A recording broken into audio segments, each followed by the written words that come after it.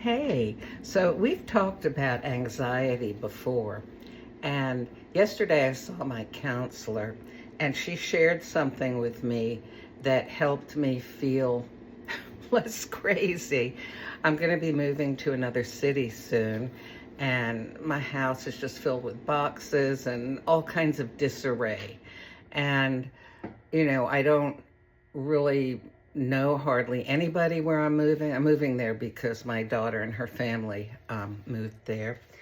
And, I don't have doctors up there. I do have a church I'll be going to, which I really am happy with that church. I've been there before. Um, I'm going to be moving myself, and my daughter said once I get up there, she and her kids will come help me unpack. Now, her kids range from 8 months to 9 years old.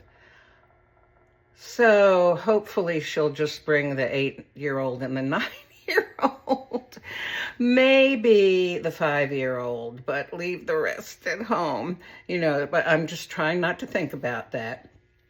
And, hopefully help will really be help. And, there are so many things. And I'm moving away from things that are so familiar. I've lived here for 7 years. It's a long time. And, I have friends here. I'm used to where everything is. I have stores I go to, doctors who know me, stuff like that. So I have been experiencing anxiety.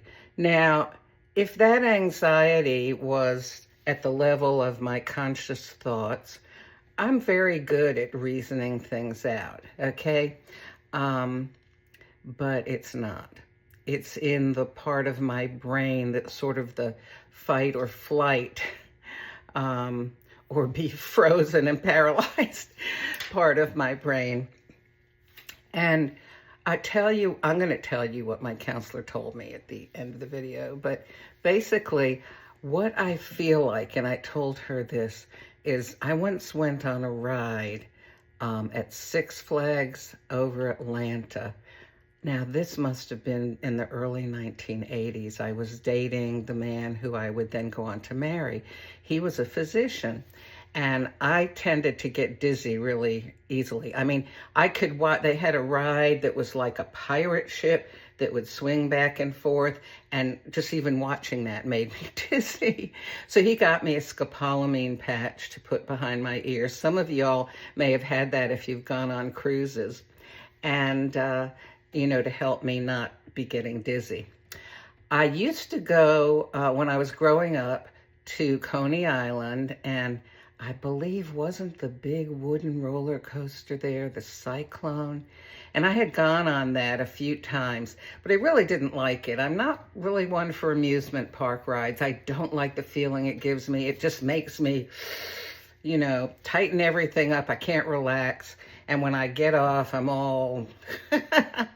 So at least I'm not the throw up kind, but it's very unpleasant for me.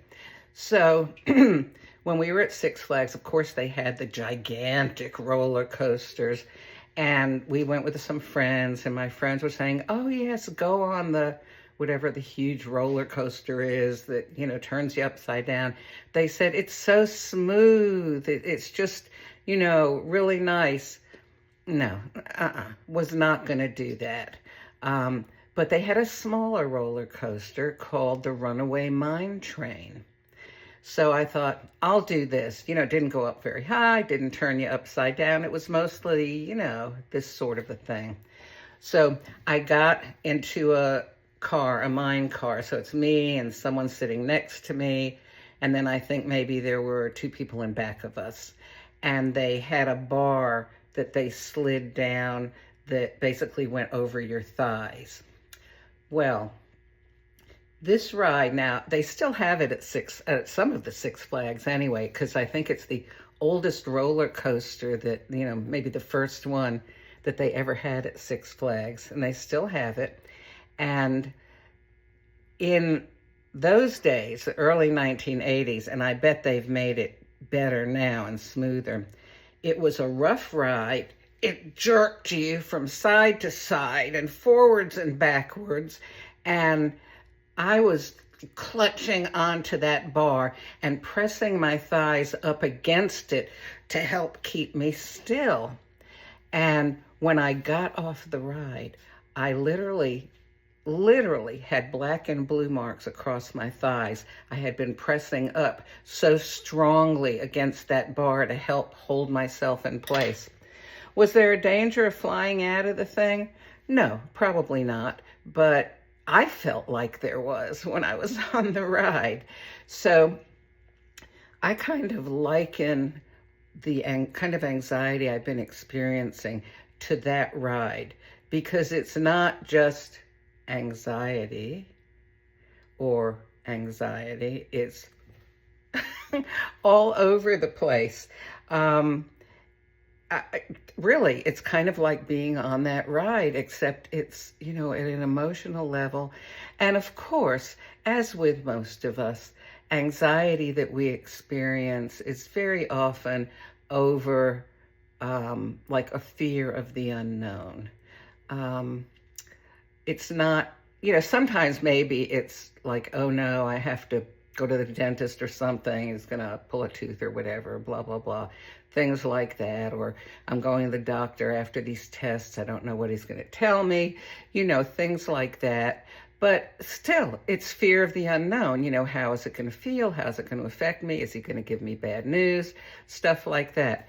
But the kind that I've been experiencing isn't even as definite as that. It's not specific.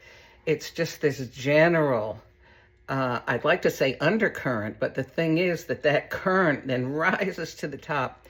And this is what my counselor said to me. And it really helped, because I have been trying to do this. So it encouraged me to continue, which is thought stopping. She shared with me that, of course, when she's trying to go to bed at night, and so many of us experience this, we're laying in bed and we start thinking back through the day, or we think about concerns that we have, and we just, go around in circles of what should I do about this? We start trying to figure things out, make plans, and we can't get to sleep. And she said what she has been doing, she reads a book for a little while, and then, when she gets drowsy, she puts the book down. And if she starts doing that whole sort of overthinking thing, she just chooses to stop her thoughts on that kind of stuff, think about something else.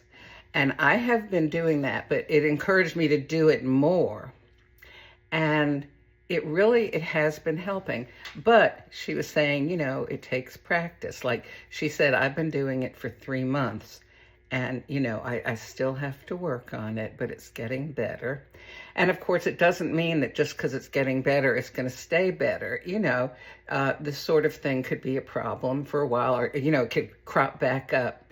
So I just wanted to encourage you, if you haven't thought about it, you are capable of stopping your thoughts, choosing to stop thinking about certain things. And it's ridiculous, the kinds of things we can get into. Like, I was thinking, okay, the place I'm moving to, the laundry room does not have a rack like my current laundry room where I can hang clothes to dry. And what am I going to do? How will I handle this in the new apartment? How could I, where could I hang my clothes to dry? Because I do have a dryer, but there's certain things I like to hang up. And I started, thinking about all the possibilities. And I said to myself, wait a minute, stop. And instead I put some music on, actually, from my teenage years, the, oldies from the 60s. And just sort of let myself be carried away on those, because it enabled me to think about those years and how I felt back then. And I didn't have to think about how I was going to hang my clothes up to dry. But it's so ridiculous, because especially at night when we're trying to get to sleep, we can end up with these thought patterns that are pointless, like my hanging up clothes thing. The way I stopped the thoughts is I said to myself, okay, look, When I get up there, I'll figure it out. It's not like I have to have this planned out before I go. Okay, put on the music, took care of it. So I just want to encourage you that if you have anxiety about stuff, and even if it's something like, oh no, I'm, going to have to get up and speak in front of people and that scares me, or, what if I forget what I'm going to say? What if, whatever, or I'm going on a trip and, I don't know any of the other people. And, what if there's nobody that I can get along with and like I'm alone and everybody else is in groups? There's so many different things we can be anxious about. You can stop those thoughts and think about something else, okay? And one other thing that I have done that if I can't find something else to think about is, and I did this when I was in the hospital and I was having pain, and they had given me all the pain medication they could for the time period. And what I did was I would count prime numbers, okay? And I would, okay, like 2, 3, 5, 7, 11, 13, 17. I haven't done it for a while, so I'm a little rusty on it. But I had to think to do that. A prime number, by the way, is something that is only divisible by 1 and itself. Okay? So like 2 is a prime number because you can only divide it by 1 or 2. Okay? Anyhow, and also I did something called finger tapping. So like I would tap, tap, tap, tap, tap, tap. I would make different patterns and I would concentrate on making my fingers tap together, like I go, okay, first, last, first, second, first, third. And you have to think about that. You can't be thinking about your worries and you can't continue the anxiety when you're making yourself think about something else. So there's a few things to help with anxiety. And one thing I do when I'm at home is I have these rainbow makers in my window. If you have a sunny window, it's really, really nice because I just love looking at the rainbows. And it just calms me.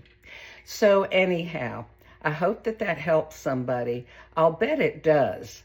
And, you should know that a counselor she's a, PhD, and she's been counseling people for, oh my gosh, maybe 40 or 50 years. She does this thought stopping too, especially anxiety before you go to bed is a very common problem. And so good luck and give it a whirl.